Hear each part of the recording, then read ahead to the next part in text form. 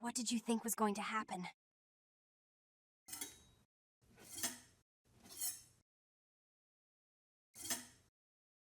Three. We compare notes.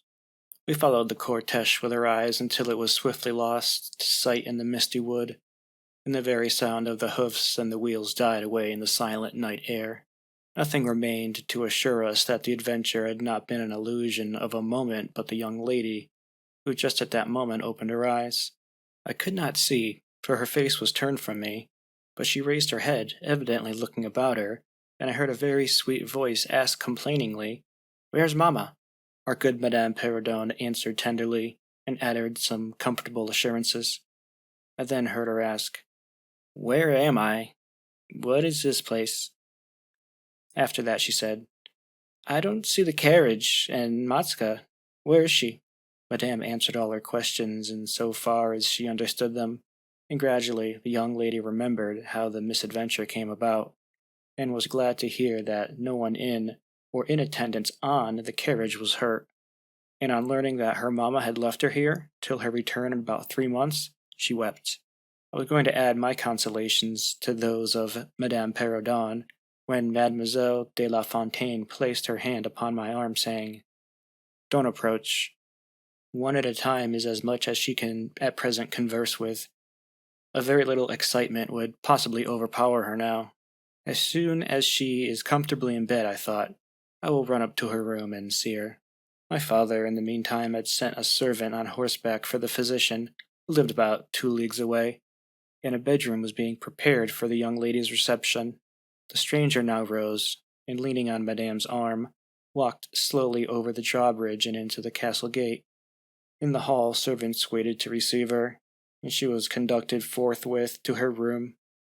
The room we usually sat in as our drawing room is long, having 4 windows that looked over the moat and drawbridge, upon the forest scene that I've just described.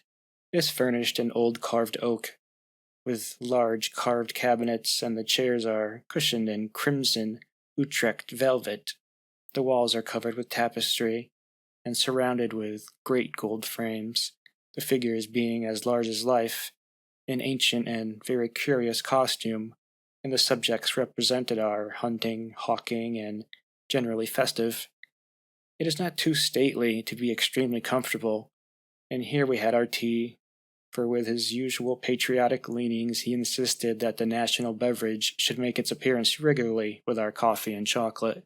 We sat here this night, and with candles lighted, were talking over the adventure of that evening.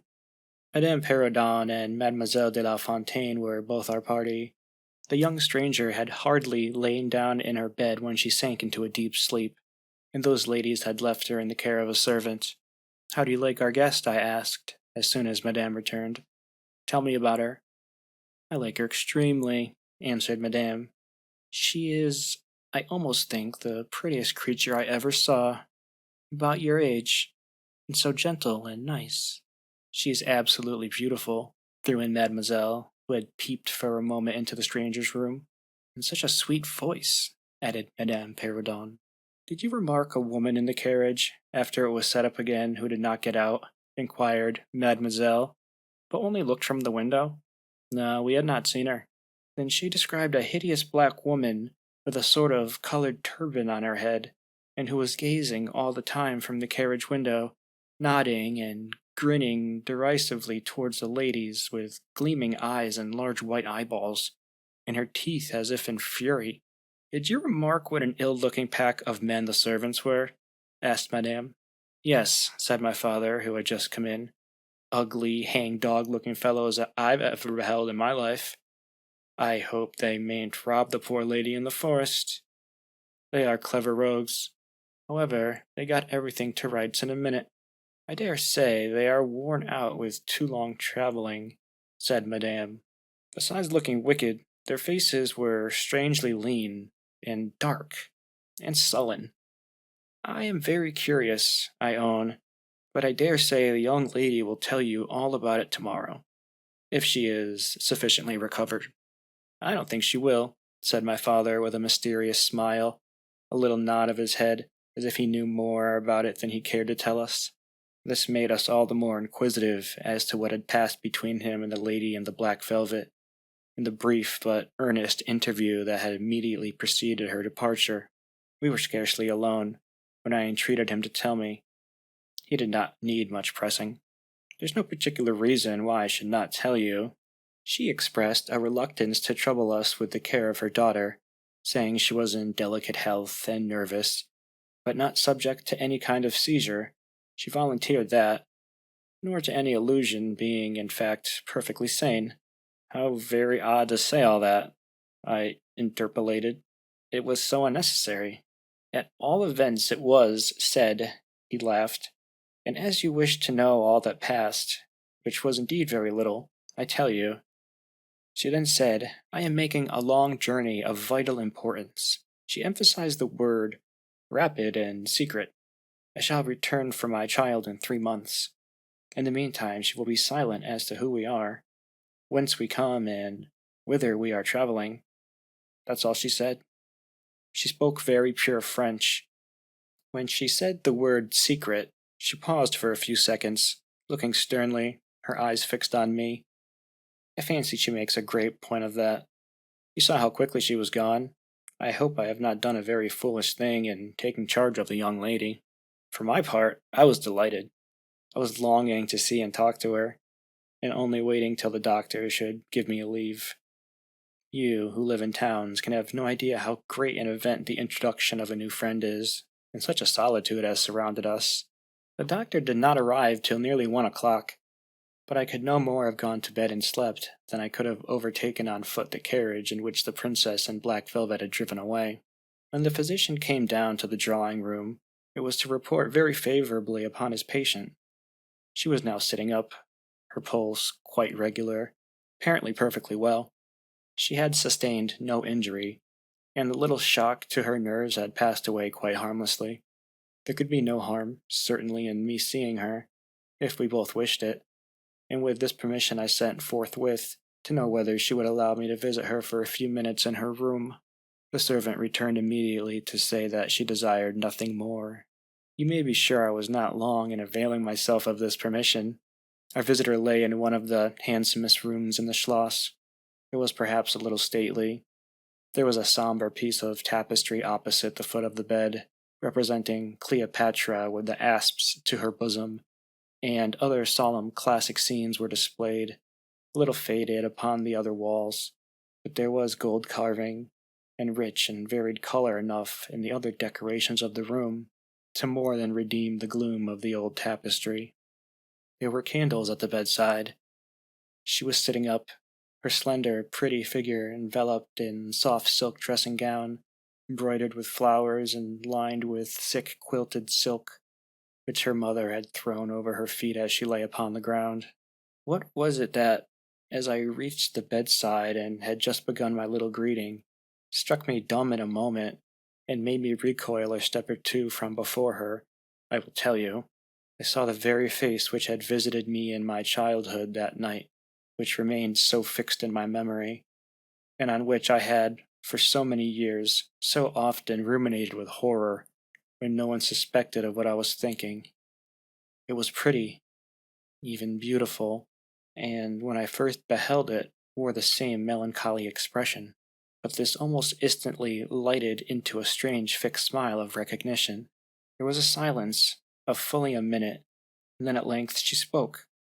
I could not. "How wonderful!" she exclaimed. "12 years ago I saw your face in a dream, and it has haunted me ever since." "Wonderful indeed," I repeated, overcoming with an effort the horror that for the time suspended my utterances. "12 years ago, in vision or reality, I certainly saw you. I could not forget your face. It has remained before my eyes ever since." Her smile had softened. Whatever I had fancied strange in it was gone, and it and her dimpling cheeks were now delightfully pretty and intelligent. I felt reassured and continued more in the vein which hospitality indicated, to bid her welcome, and to tell her how much pleasure her accidental arrival had given us, and especially what a happiness it was to me. I took her hand as I spoke. I was a little shy, as lonely people are, but the situation made me eloquent, and even bold. She pressed my hand. She laid hers upon it, and her eyes glowed, as looking hastily into mine, she smiled again and blushed. She answered my welcome very prettily. I sat down beside her, still wondering, and she said, "I must tell you my vision about you. It is so very strange that you and I should have had each of the others so vivid a dream, that each should have seen, I, you, and me, looking as we do now, when of course we were both mere children. I was a child, about 6 years old, and I awoke from a confused and troubled dream, and found myself in a room unlike my nursery, wainscoted clumsily in some dark wood, and with cupboards and bedsteads and chairs and benches placed about it. The beds were, I thought, all empty, and the room itself without anyone but myself in it. And I, after looking about me for some time and admiring especially an iron candlestick with 2 branches, which I should certainly know again, crept under one of the beds to reach the window.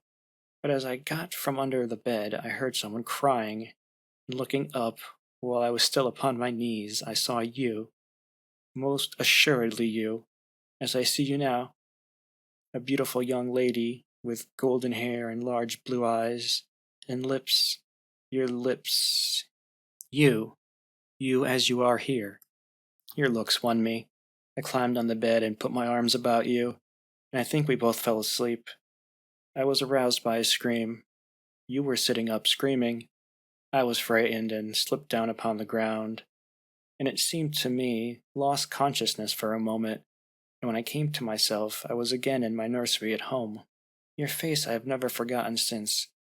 I could not be misled by mere resemblance. You are the lady whom I saw then. It was now my turn to relate my corresponding vision, which I did, to the undisguised wonder of my new acquaintance.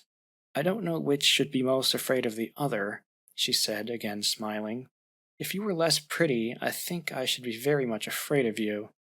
But being as you are, and you and I both so young, I feel only that I have made your acquaintance 12 years ago, and have already a right to your intimacy. At all events, it does seem as if we were destined, from our earliest childhood, to be friends. I wonder whether you feel as strangely drawn towards me as I do to you. I have never had a friend. Shall I find one now?" She sighed, and her fine dark eyes gazed passionately on me. Now the truth is, I felt rather unaccountably towards the beautiful stranger. I did feel, as she said, drawn towards her, but there was also something of repulsion. In this ambiguous feeling, however, the sense of attraction immensely prevailed. She interested and won me. She was so beautiful and so indescribably engaging. I perceived now something of languor and exhaustion stealing over her, and hastened to bid her good night. "The doctor thinks," I added, "that you ought to have a maid sit up with you tonight. One of ours is waiting, and you will find her a very useful and quiet creature." "How kind of you! But I could not sleep. I never could with an attendant in the room. I shan't require any assistance. And shall I confess my weakness, I am haunted with terror of robbers. Our house was robbed once, and 2 servants murdered, so I always lock my door. It has become a habit, and you look so kind, I know you will forgive me. I see there's a key in the lock." She held me close in her pretty arms for a moment and whispered in my ear, "Good night, darling. It is very hard to part with you, but good night. Tomorrow, but not early, I shall see you again." She sank back on the pillow with a sigh, and her fine eyes followed me with a fond and melancholy gaze, and she murmured again, "Good night, dear friend." Young people like, and even love on impulse. I was flattered by the evident, though as yet undeserved, fondness she showed me. I liked the confidence in which she at once received me. She was determined that we should be very near friends. The next day came, and we met again. I was delighted with my companion, that is to say, in many respects.